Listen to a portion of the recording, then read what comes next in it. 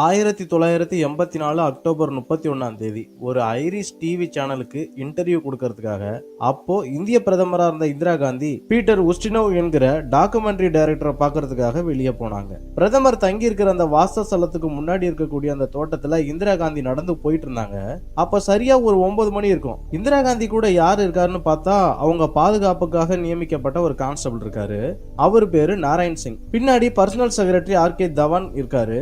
அதுக்கு பின்னாடி செக்ரட்டரி ஆபீசரான ராமேஸ்வர் தயால் அப்படின்ற ஒரு நபர் கூட இருக்காரு. ஆக மொத்தம் 4 பேரும் அந்த பூந்தோட்டத்துல நடந்து போயிட்டு இருக்காங்க. இந்திரா காந்தி அம்மா முன்னாடி நடந்து போயிட்டு இருக்காங்க. அவங்களுக்கு பின்னாடி மத்தவங்க எல்லாம் நடந்து போயிட்டு இருக்காங்க கூடவே. இந்திரா காந்தி கொஞ்ச தூரம் போய் அங்க உள்ள ஒரு சின்ன கேட்டை கடந்து வெளியே போகிற மாதிரி இருந்துச்சு. அந்த கேட்டுக்கு பிறகு அடுத்த இடத்துக்கு வந்ததும் அந்த கேட்டுக்கு முன்னாடி இருந்த 2 இளைஞர்கள் செக்யூரிட்டி ஆபீசரா நின்று இருந்தாங்க. ஒரு ஆளோட பேர் என்னன்னு பார்த்தோம்னா சத்வந்த் சிங், இன்னொருத்தரோட பேர் பியான் சிங். இந்த பியான் சிங் என்ற நபர் இந்திரா காந்தியை பார்த்த அடுத்த நிமிஷமே .38 ரிவால்வரை யூஸ் பண்ணி 3 முறை இந்திரா காந்தியோட அடி வயித்தை பார்த்து சுட்டு தள்ளினார். அவர் சுட்டு முடிக்கிற அந்த நேரத்துல இந்திரா காந்தி அம்மையார் அப்படியே பின்னாடி போய் விட ஆரம்பிச்சிட்டாங்க. அந்த சமயத்துல தன்னோட கையில இருந்த அந்த மெஷின் கன்னை எடுத்து 30 முறைக்கு மேல சத்வந்த் சிங் என்ற மற்றொரு செக்யூரிட்டி இந்திரா காந்தி அம்மா மேல சுட்டு தள்ளுறாங்க. எல்லாம் நடந்து முடிஞ்சு பார்த்தா கிட்டத்தட்ட 33 குண்டுகள் இந்திரா காந்தி மேல டச் பண்ணிட்டு போயிடுச்சு. அந்த துப்பாக்கி சூட்டுக்கு பிறகு அந்த 2 சீக்கிய செக்யூரிட்டி ஆபீசர்களும் அவங்களோட துப்பாக்கியை கீழே போட்டு அப்படியே நிக்கிறாங்க. அப்ப அவங்களுடைய ஃபேஸ் எக்ஸ்பிரஷன் எப்படி இருந்துச்சுன்னா,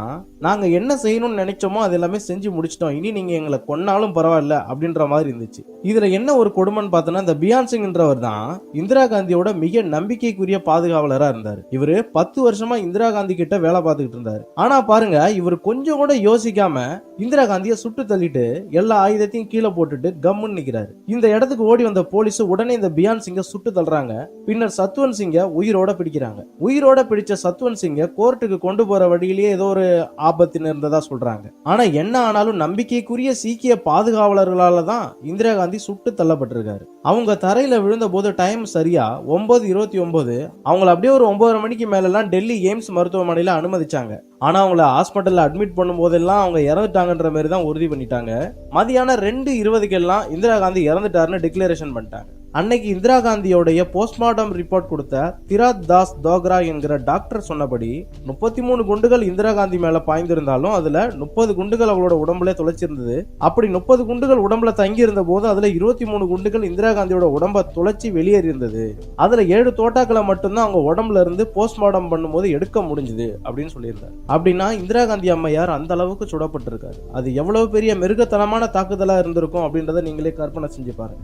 இந்த மாதிரி தான் இந்திய நாட்டோட ஒரு பிரதமர் டெல்லியில வச்சு கொலை செய்யப்பட்டிருக்காரு. அதுவும் அவரோட பாதுகாவலர்களாலேயே, அதுவும் சீக்கிய மதத்தை சேர்ந்தவர்களாலேயே. சரி, ஏன் இந்த சீக்கிய மதத்தை சேர்ந்த பாதுகாவலர்கள் மட்டும் இந்த தாக்குதலை செஞ்சிருக்காங்கன்றத நம்ம இப்ப தெரிஞ்சுக்க போறோம். முதல்ல காலிஸ்தான் பத்தின வரலாறு தெரிஞ்சுக்கணும். मंदिर बना दिता, जाके वेख लवी।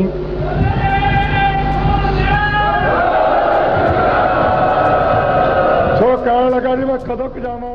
காலிஸ்தான் என்றது கிட்டத்தட்ட பாகிஸ்தானுக்கு சமமா ஒன்னாதான் நம்ம பார்க்கணும். சீக்கிய மதத்துக்காகவே சுதந்திரமா ஒரு நாடு வேணும்ன்ற மாதிரி ஒரு கோரிக்கையை முன் வச்சு ஒரு இயக்கம் உருவாகிட்டு வந்தது.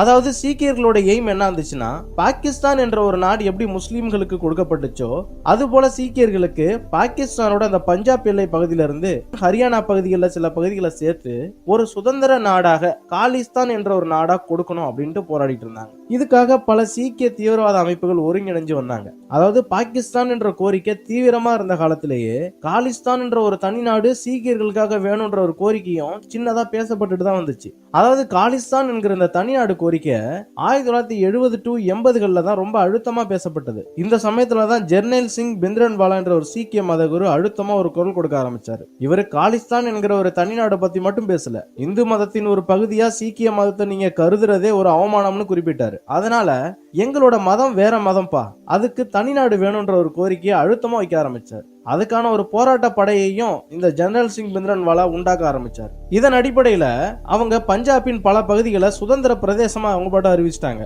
அதனால இந்திய அரசோட அதிகாரம், நீதிமன்றம், காவல்துறை இது எதுவுமே அங்க இருக்காது, செயல்படவும் கூடாது அப்படின்னு சொல்லிட்டு புறக்கணிக்க ஆரம்பிச்சிட்டாங்க. இதுக்கெல்லாம் காரணம் யாரு அப்படின்னு பார்க்கும்போது இந்த காலிஸ்தான் கோரிக்கையை முன் வச்சு போராடிட்டு இருந்த இந்த பிந்திரன்வாலாவா தான் இருந்தாரு. இவர் தனக்கு விருப்பம் இல்லாதவங்களை கொலை செஞ்சுட்டு வந்தாரு. விருப்பமானவர்களையும் இந்திய ராணுவத்திலிருந்து வெளியேற்றப்பட்ட அந்த பழைய வீரர்களையும் பாகிஸ்தானுக்கு சென்று வந்த அந்த உளவாளிகள் வர ஒன்று சேர்த்து ஒரு ஆயுத பயிற்சி கொடுத்து ஒரு படையே கட்டமைச்சார்.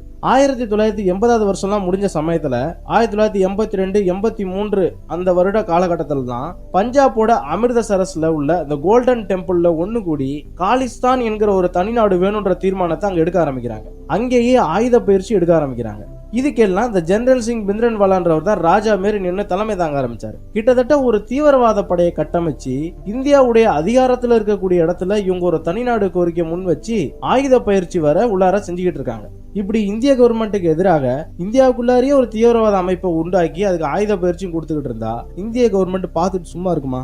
உடனே அந்த கோல்டன் டெம்பிளை டார்கெட் பண்ணி இந்திய ராணுவம், இந்திய சிஆர்பிஎஃப், இந்திய பிஎஸ்எஃப், இந்திய இன்டெலிஜென்ஸ் ஆன ரா, இதுல சில இஸ்ரேல் யூகேவோட ஆர்மிஸோட அட்வைஸ் கொஞ்சம் இருந்தாலும் மெஜாரிட்டியா இந்தியாவோட 70,000 ஆர்மியினர் இந்த போராட்டத்துல எதிர்த்து களமிறங்க ஆரம்பிச்சாங்க. அதாவது 1984 ஜூன் மாசம் 1ஆம் தேதியில இருந்து கிட்டத்தட்ட 8ஆம் தேதி வரைக்கும் இந்த கோல்டன் டெம்பிள்ல இருந்த காலிஸ்தான் பிரிவினைவாதிகளுக்கு எதிராக ஒரு உள்நாட்டு போரே நடக்க ஆரம்பிச்சது. இதுக்கு பேர் தான் ஆபரேஷன் ப்ளூ ஸ்டார் அப்படின்னு சொல்றாங்க. கிட்டத்தட்ட 9 நாட்கள் இரு தரப்பினருக்கு இடையில கடுமையான ஆயுத போராட்டம் நடக்க ஆரம்பிக்குது. அதே சமயம் அந்த கோல்டன் டெம்பிளை இந்திய ராணுவத்தினர் உள்ள புகுந்து சேதப்படுத்துறாங்கன்ற பேர்ல பஞ்சாப்ல பல பகுதிகளில் இந்த நடவடிக்கையை எதிர்த்து மக்கள் கலவரங்கள் பண்ண ஆரம்பிச்சிட்டாங்க. கிட்டத்தட்ட இந்திய ராணுவத்தோட டேங்கர் தாக்குதல்ல இறங்கும் பொழுது அந்த டேங்கரையே தாக்குற அளவுக்கான மிசைல்ஸ் எல்லாம் அந்த கோல்டன் டெம்பிள பதுக்கி வைக்கப்பட்டிருந்தது.